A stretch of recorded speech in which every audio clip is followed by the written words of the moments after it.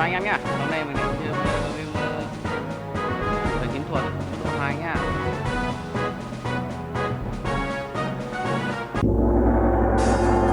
Ok anh em ạ.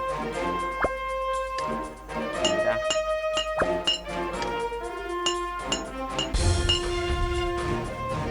Nâng cấp à? Ok. Lên vào luôn.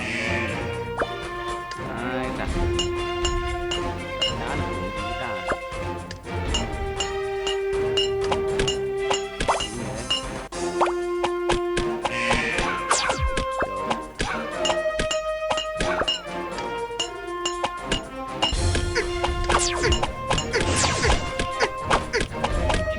Luôn anh em ạ.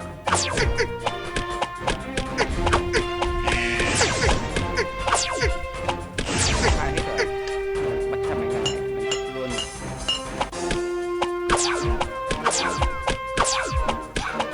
Bắt đã chết luôn anh em ạ. 300. Ok anh em ơi. Đó.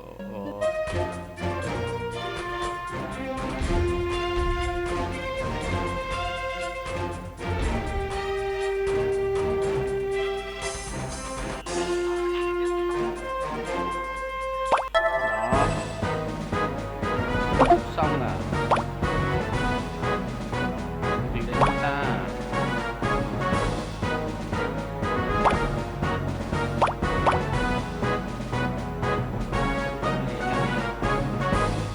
Cái gì ta?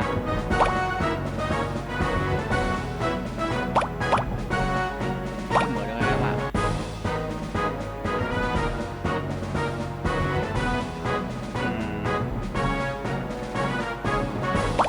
Dễ. Chấm được cái gì ta? Hai à? Special cái gì nhỉ?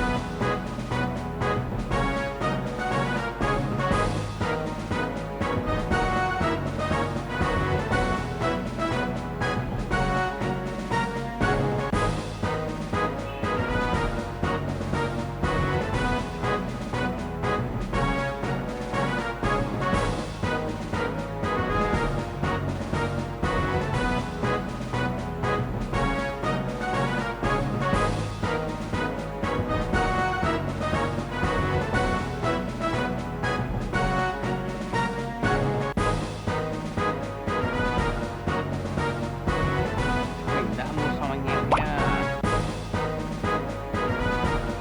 Kia cho anh em. Búa là gì ta? Chấm chấm gì? Hai à?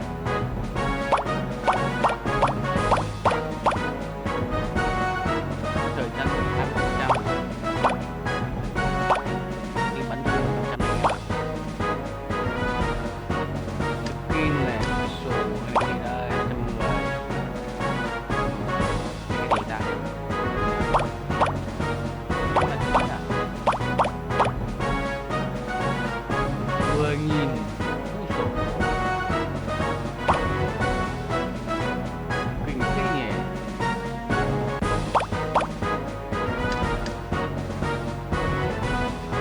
Một trên 15 anh em. Cái gì ta?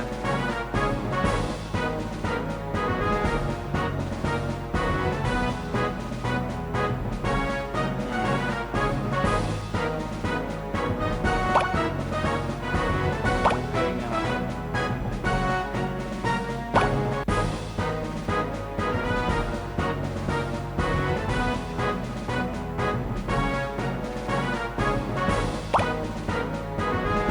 Tăng cường công thủ 30%.